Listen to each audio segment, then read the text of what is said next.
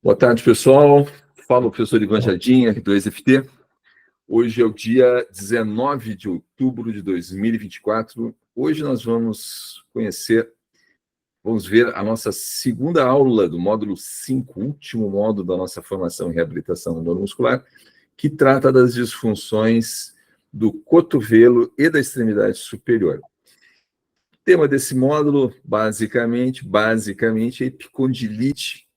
E hoje, nessa aula particularmente de anatomia funcional, eu já vou dar mais que um spoiler, eu vou dar anatomia funcional e vou dar a parte de epicondilite já para vocês, das disfunções que nós vamos ver depois na nossa aula presencial. Nossa aula presencial a gente vai ver todas as disfunções mais comuns que acometem esse segmento anatômico. Mas hoje, até para conectar, entendeu? Melhor na cabeça de vocês a questão da anatomia funcional, porque é muito sutil o raciocínio clínico nesse aspecto.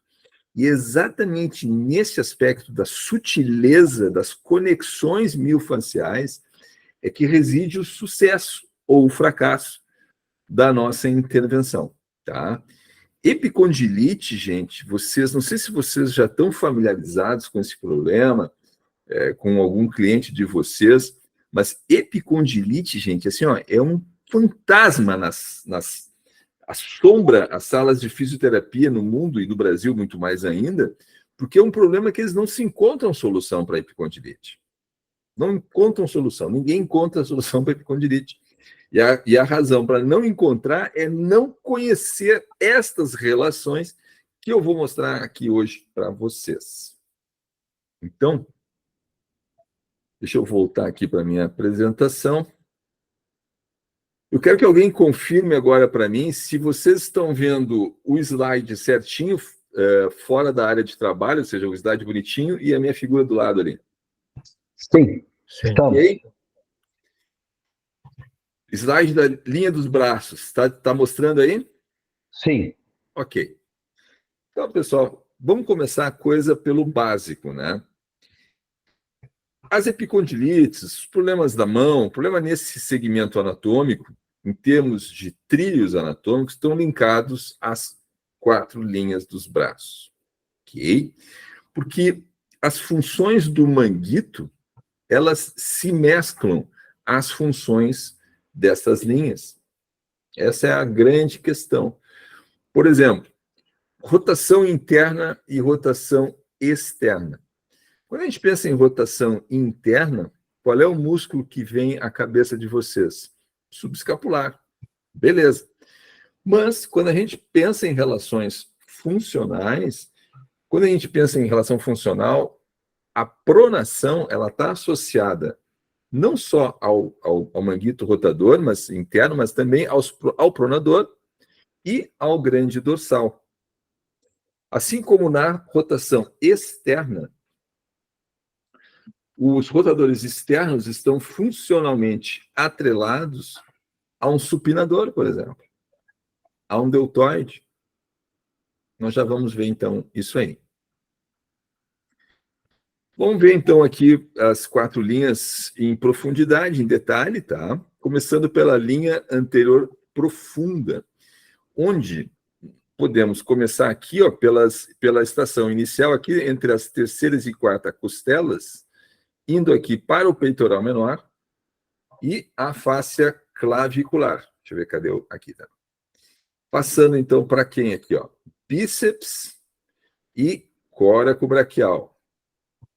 Seguindo pelo periósteo radial até a região tenar. Então, essa aqui é a linha anterior profunda do braço. É uma linha que costuma dar muito problema postural.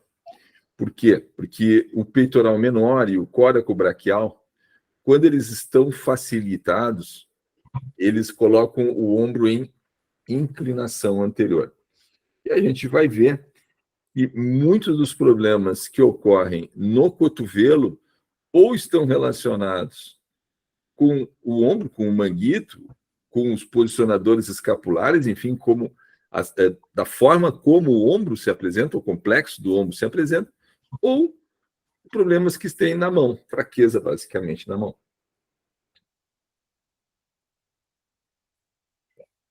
Passando agora para a linha anterior superficial, essa é uma linha bem importante para epicondilite medial, já adiantando a parada, né?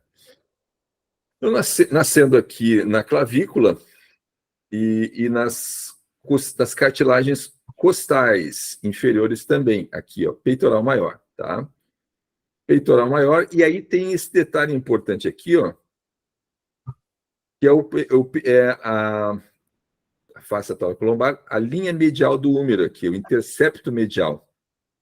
Essa linha aqui, ó, nessa linha de tensão, a gente encontra o bíceps. O bíceps está nessa linha aqui. Essa é uma sutileza importante, como a gente já vai ver a seguir.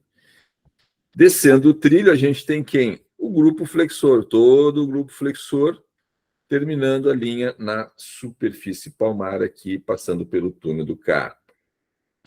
O detalhe aqui, ó, nessa linha, conectado à epicondilite medial, é o grande dorsal. Ó. Deixa eu voltar. Peraí. É o grande dorsal.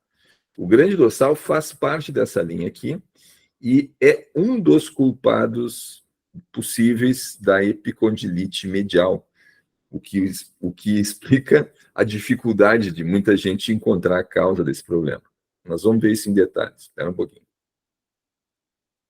Passando agora, então, para as linhas posteriores, nas duas linhas posteriores, começando pela linha posterior profunda. Vocês observem aqui, ó, e essa linha nasce aqui, ó, em processos espinhosos aqui de C1 até T1, tá? O romboide, o elevador escapular, passando aqui, ó, para o supraespinhal, infraespinhal, o tríceps, o periósteo ulnar, terminando na região hipotenar.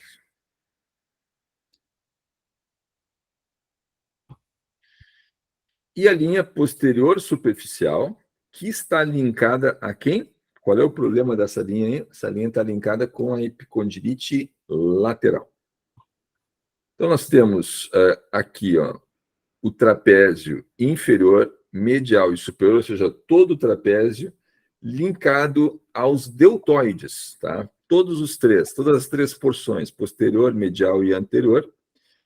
Aí nós temos o intercepto lateral, onde, portanto, a gente considera nessa linha de tensão aqui o tríceps e não o bíceps. Dando continuidade ao grupo extensor, terminando na superfície dorsal dos dedos. De modo que o nosso raciocínio clínico aqui da neuromuscular, na R2-FT, é muito simples em se tratando de problemas no cotovelo. Se vocês estão assegurados de que não existe patologia estrutural no cotovelo, e como é que a gente se assegura disso? Fazendo o exame clínico. Eu, por exemplo, eu tenho problema estrutural nos cotovelos, por quê? Porque eu fiz tríceps testa com 50, 60 quilos, rosca direta com 50, 60 quilos atrás, eu detonei meus cotovelos. Então, por exemplo, o cotovelo esquerdo meu é bem pior que o direito. E esse cotovelo estala, principalmente de manhã cedo, ele sempre dá um estalo forte de manhã, depois vai aquecendo e diminui. Mas eu tenho problema físico no cotovelo. Se vocês estão assegurados que o paciente de vocês não tem problema no cotovelo, mas o cotovelo dói, o problema vem da onde? Se o cotovelo em si, a articulação, as cartilagens estão ok. Ou ela vem de problemas no complexo do ombro, disfunção nos manguitos, ou disfunção na mão. Só que aí é que entra a anatomia funcional nessa parada. Quem é manguito? Quais são os caras envolvidos nos manguitos, tanto rotador interno quanto rotador externo. Então, o conceito de manguito rotador fica mais ampliado quando a gente pensa em anatomia funcional. E essa é a razão pela qual não se consegue resolver classicamente os problemas de epicondilite, porque ninguém raciocina dessa forma que eu estou falando para vocês. Quando a pessoa chega com epicondilite medial, no fisioterapeuta, o que eles vão fazer lá? Um choquinho, gelo, reforço, né? Principalmente reforço, né? E isso não vai resolver a situação. Por quê? Porque não está levando em consideração de onde está vindo o problema. Então, por exemplo, no caso desse camarada aí, ombros anteriormente inclinados, um belo disfuncionamento nos posicionadores escapulares que coloca o ombro em inclinação anterior. E isso é uma questão importante e que facilita muito o nosso trabalho em termos de exames físicos, né, exames clínicos. Porque toda a bateria de exames clínicos que vocês já aprenderam lá no módulo 3 do complexo do ombro, vocês vão usar ipsiliteres aqui. A mesma coisa. Tá? Claro que mais alguns detalhes envolvendo a mão, mas é pouca coisa. A maior parte dos exames vocês já viram lá atrás. Tá? Então, as epicondilites só tem duas origens possíveis, né? Ou no posicionamento escapular e da cervical ou de ambos, ou déficit de força nas mãos. E é isso, grosso modo. Agora nós vamos ver mais em detalhes essa questão logo a seguir. Falando agora não em trilho anatômico, mas em subsistemas do core, o subsistema do core predominante, prevalente nos problemas do cotovelo é o subsistema oblíquo posterior. Aí vocês vão pensar assim, mas como assim, professor? O que tem a ver o glúteo ali com o cotovelo? Tudo a ver. Tudo a ver por causa do dorsal. Vocês não se esqueçam que, em função da posição sentado que a gente fica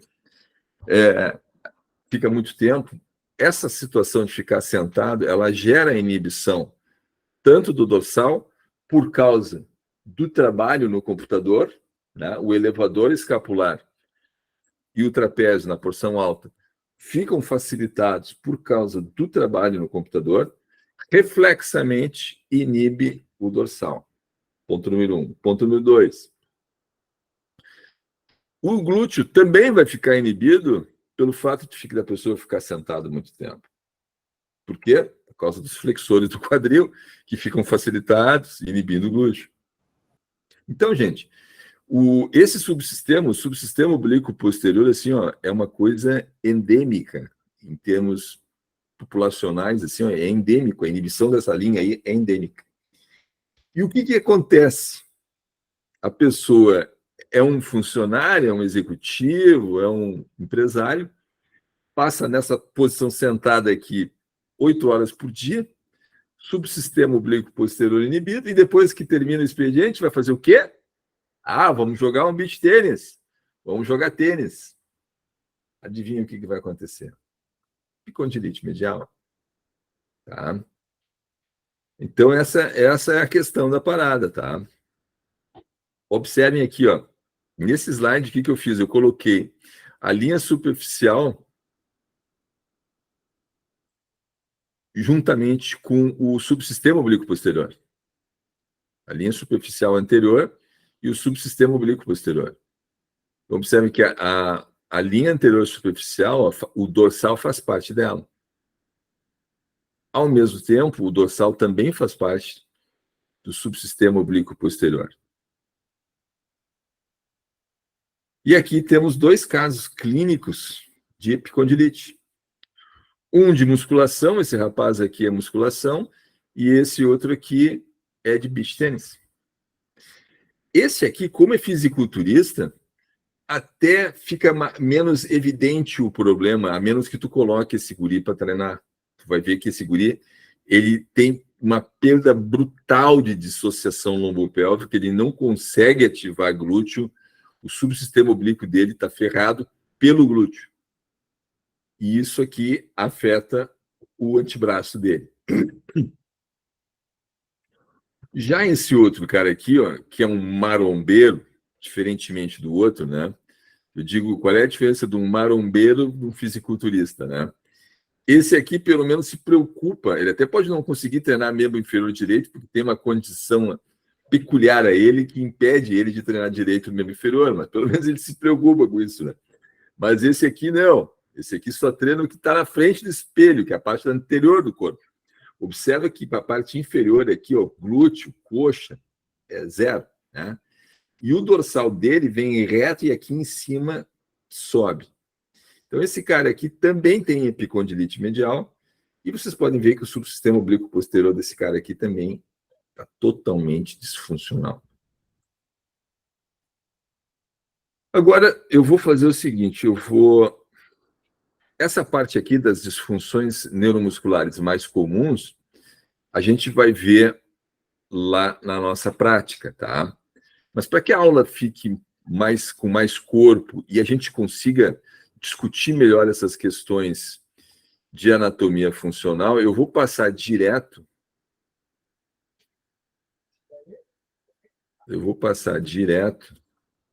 para a epicondilite. Aqui.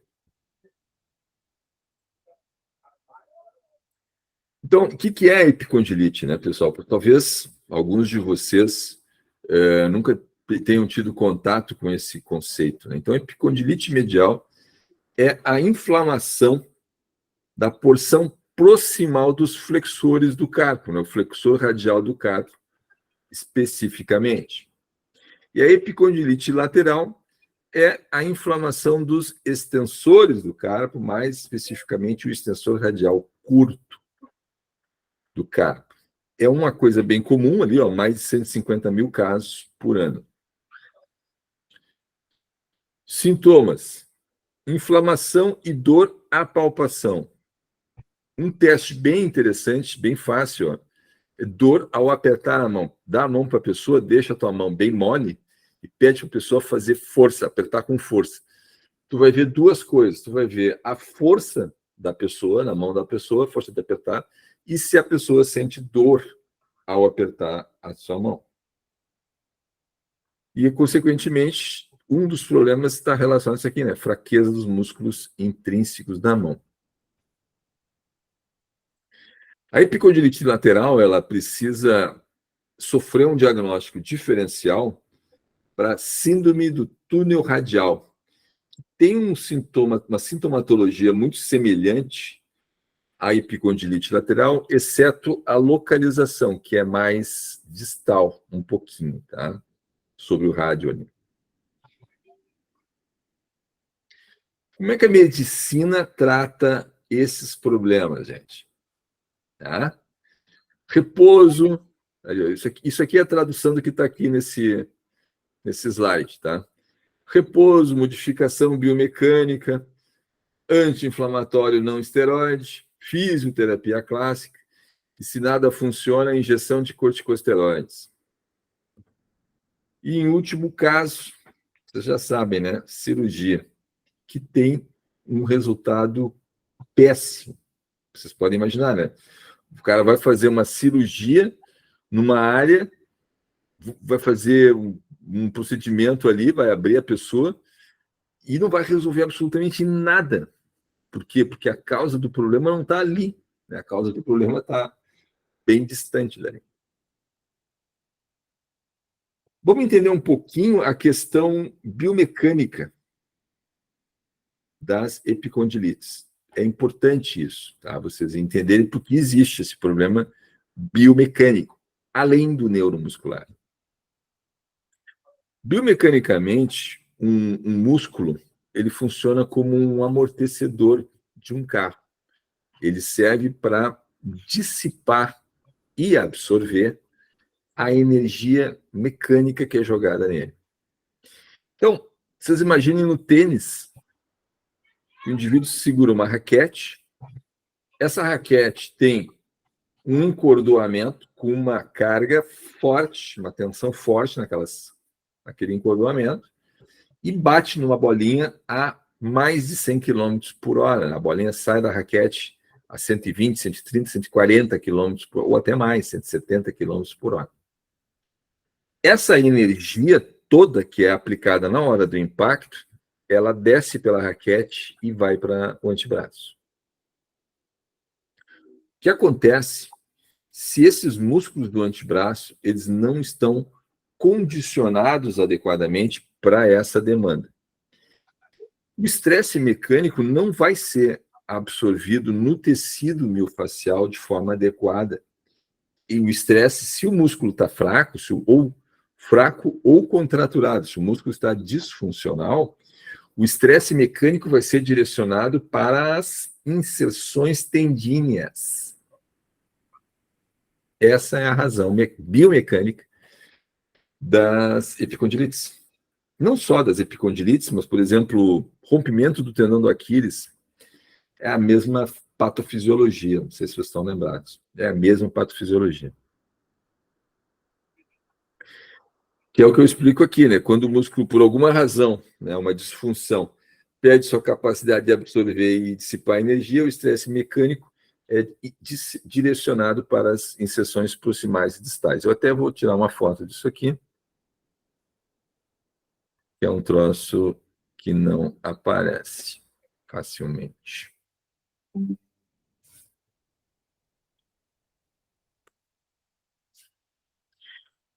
Então, falando agora da epicondilite lateral. Condilite lateral, causas neuromusculares.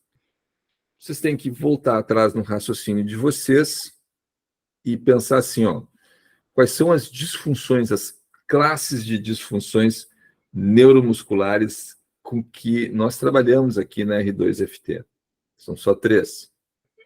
A relação de sinergia, a relação de antagonismo e a relação de local para global.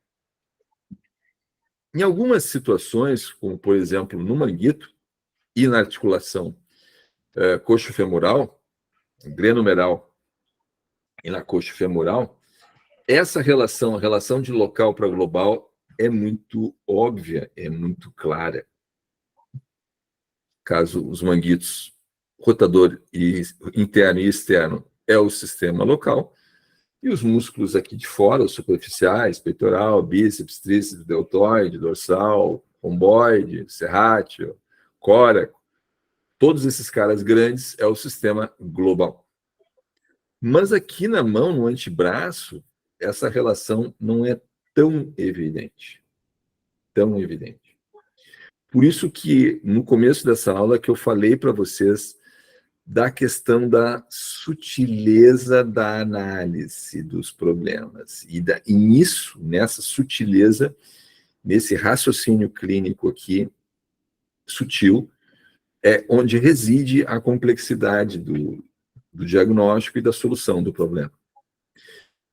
Bom, dito isso, como é que a gente vê a epicondilite lateral dentro deste conceito neuromuscular na relação de local para global? O sistema local são os músculos intrínsecos da mão. Quando a gente fecha o punho para segurar um objeto pesado, por exemplo, um levantamento terra, de onde vem essa força, né, para apreensão? Essa força de apreensão vem da soma da força dos músculos do antebraço com os músculos da mão.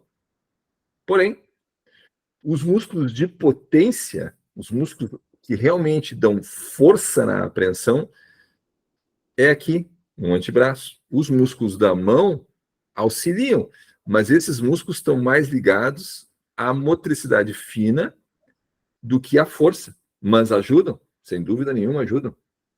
Somente o polegar. Então, uma maneira da gente interpretar essa relação é o sistema local, é a visão de local para global, no caso. O antebraço é o sistema global e a mão, os músculos intrínsecos da mão, é o sistema local. Estou para espirrar. Então, essa primeira relação da epicondilite lateral, tá? Ela é explicada pela inibição, pela facilitação dos músculos extensores do punho, compensando pela inibição do sistema local, dos músculos intrínsecos da mão. Perceberam a sutileza? Epicondilite lateral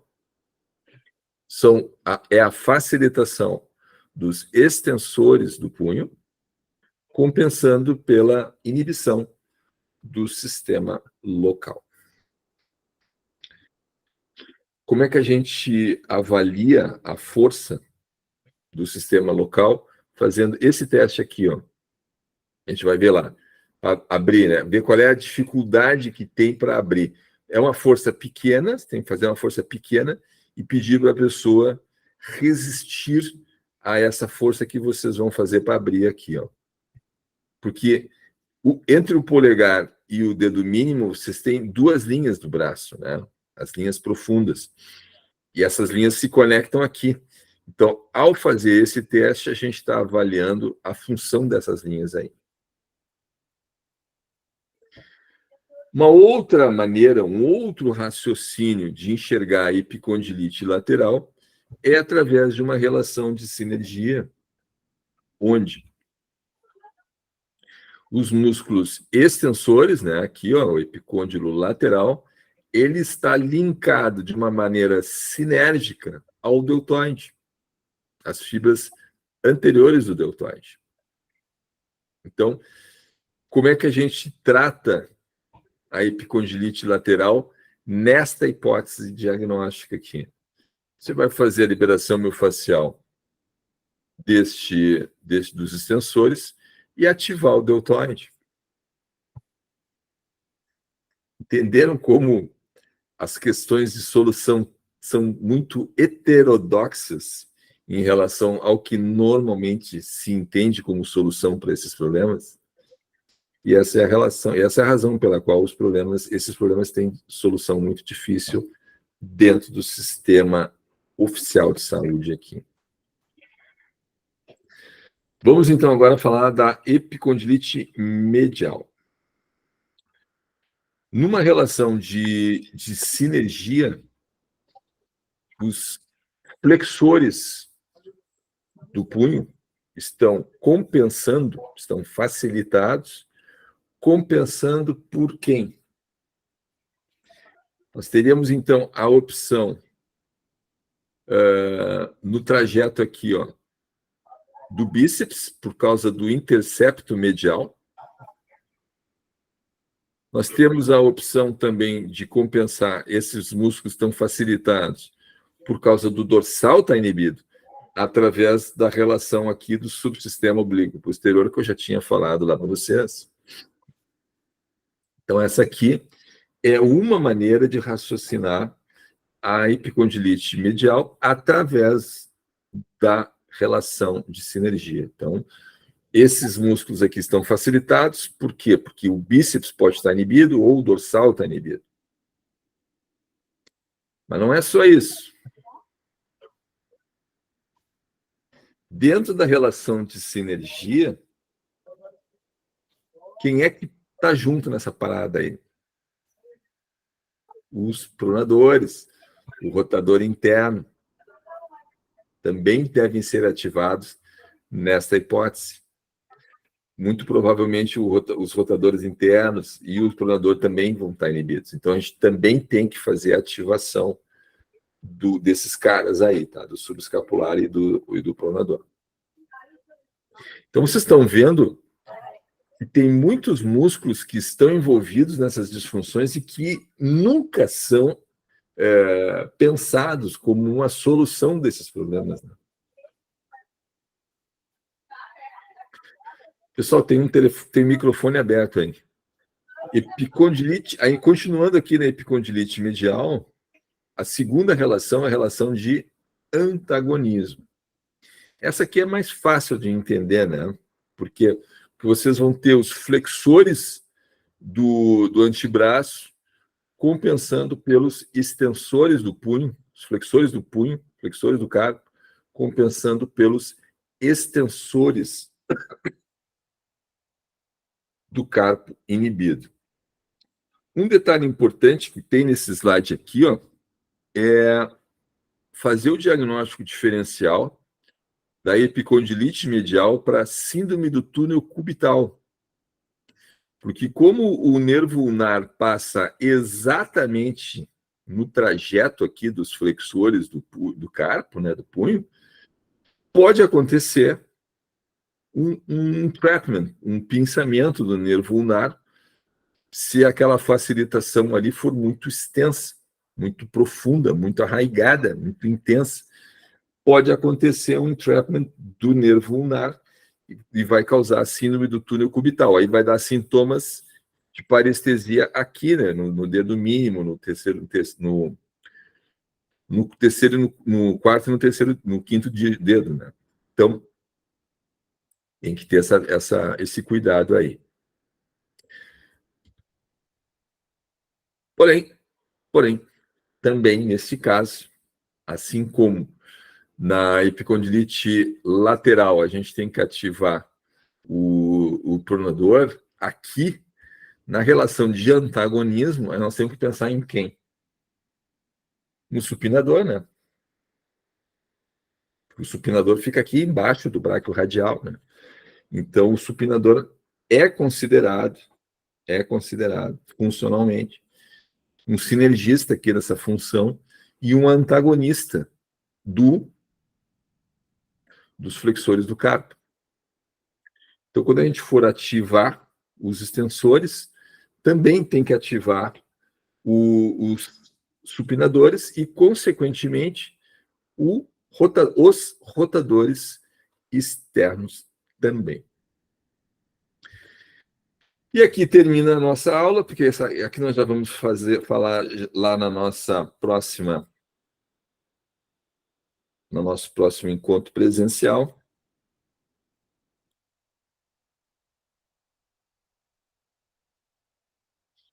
Uma aula curtinha, porém, eu dei uns insights clínicos aqui para vocês, importantíssimos, assim, coisa que vocês não vão ler em lugar nenhum isso aqui, porque isso aqui é um acumulado de uma experiência clínica que eu tenho de anos com resultados que eu tive e que junta com os relatos lá do David Weinstock também, que eu trabalho dentro da linha dele, já que ele me precedeu, né?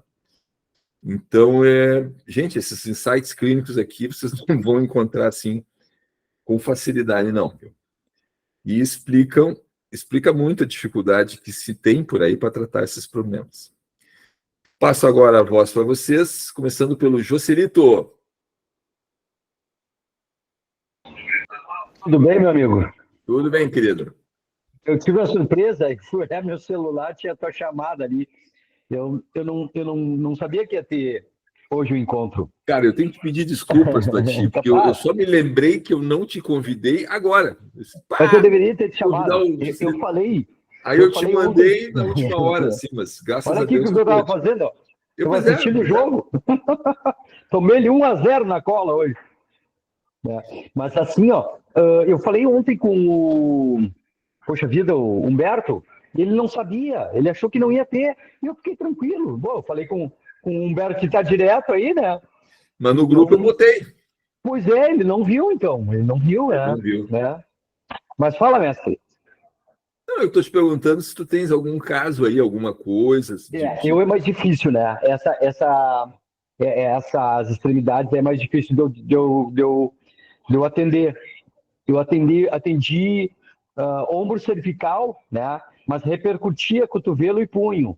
Então eu fiz toda essa linha, né? Comecei pela anterior profunda e fiz tudo, Ivan. Tive que fazer tudo nessa jogadora aí de beach tênis. Né? Ela veio com dor ombro cervical, né? Muita cervicalgia. Eu até comentei na última vez, né? A gente trabalhou o ombro X no dela e liberou até a mãozinha dela. Ela saiu assim com, como é que chama? Com um extra ali, né? Com pontos extras ela saiu. Saiu bem. Porque é exatamente isso, né, pessoal? O que o Joselito colocou aqui é a realidade, né? Dificilmente vai aparecer, eu estou com uma epicondilite aqui. A pessoa vai vir com um problema cervical e que espirra lá no antebraço. Perfeito. Porque o paciente que tem uma epicondilite diagnosticada, eles não vão vir diretamente para vocês. Eles vão na fisioterapia. Porque o médico indica fisioterapia. Entendeu? Por enquanto. Vamos esperar agora que com os relatos de caso que a gente vai começar a fazer a partir de agora, os médicos vão começar a nos olhar de uma forma diferente, né? Quem sabe. É verdade. É verdade. Diego, quer colocar alguma coisa?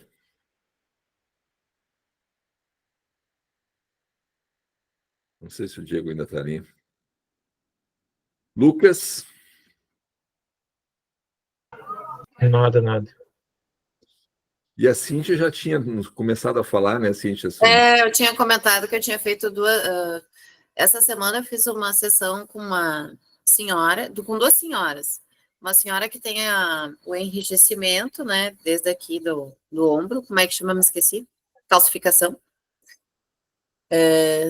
No tendão. E aí ela tem toda a linha de braço comprometida e a gente agora está encontrando uma relação com a fáscia plantar dela. Todo o lado direito dela. Então, estou tentando pensar, enquanto tu falava ali, né, as questões da epicondilite, tentando fazer uma relação funcional, assim, de tudo isso, né. E foi super boa a aula, porque essa minha última aluna, além dessa, foi cervical, e eu fiz todas, né, a liberação dos facilitados e tal, e ainda assim, em alguns momentos nas ativações eu fico um pouco insegura, né, por causa justamente desse olhar funcional. Então, eu tendo a ir um pouco mais para o pensamento antagonista, porque é mais fácil, mas tento trazer alguma coisa mais complexa, mas às vezes né, então eu fiz 2 ativações ali, e não sei se faltou, se não faltou, agora quando a gente for fazer a segunda vez, eu vou administrar isso, mas é bem complexo, né, muito conteúdo, enfim, tá indo. Estamos... e tem as questões de sutileza, né? Como eu falei, né? Ressaltei aqui, né? Das linhas de tensão, né? Que são transmitidas ali no antebraço, né? Às vezes pega o bíceps, às vezes pega o tríceps, né? Isso. E tu sim, pode em alguns momentos os dois, né? Muito facilitados, assim. Ainda mais as minhas alunas que são bem idosas. Uhum. Então, assim, algumas já têm questões estruturais, né? Consideráveis ali, né? Mas é bom, que daí eu vou usando o cérebro. Mas então é isso, pessoal. Uma aula curta hoje, rapidinha, mas bem importante, porque epicondilite não é fácil de resolver. Mesmo nós, mesmo usando o método FT, não pensa não que é fácil. Até porque as pessoas elas não param suas atividades, né? Dificilmente. Então, é que nem táxi, né? Tem que consertar andando, né? Então é difícil. Era isso, pessoal. Alguém quer colocar mais alguma coisa? A próxima aula, Ivan, sábado que vem, não? Não. Não, tá. Mas eu me informo ali. Agora, inclusive, porque esse módulo tem pouca teoria, né? Perfeito. Esse módulo tem pouca teoria. Eu acho que agora... Ivan, tu chegou a ver que no dia 2 é feriado? No sábado? Sim, mas eu acho... É o que eu estava falando. Dentro do cronograma. Eu acho que nós vamos nos encontrar agora no presencial apenas. Tá. Que é 23 de novembro. Tá bem. Tá? Então tá. Porque eu olhando os slides que a gente tem para fazer agora aqui, não sei se vale a pena. Eu vou dar uma olhada, caso contrário, a gente faz mais uma aula teórica aqui, de repente. Eu vou pensar. Tá bem. E a minha ideia, depois de fazer essa última aula no dia 23 de novembro, é dar uma aula extra para vocês, prática, em dezembro, para a gente fazer uma revisão, Ah, que legal. dar um bônus para vocês, Legal. uma prática. E aí a gente faria aqui na clínica, Ah, para não fazer na academia. Lá. faz no início de dezembro. Início de dezembro? Tá bem. É mais garantido que tá todo mundo aí. Exato. Vai ser a primeira quinzena de dezembro, vamos fazer uma aula bônus aí de revisão. Isso aí. Tá bom? Tá bem, então. Então tá, pessoal. Muito obrigado pela atenção de vocês, pelo tempo. Um bom domingo para todos. Obrigada. Bom domingo. Bom domingo. Obrigado, Tchau, Jocilito. tchau. Obrigado, Lucas, Diego, Tamo junto. Cíntia. Tchau, tchau. Tchau, tchau.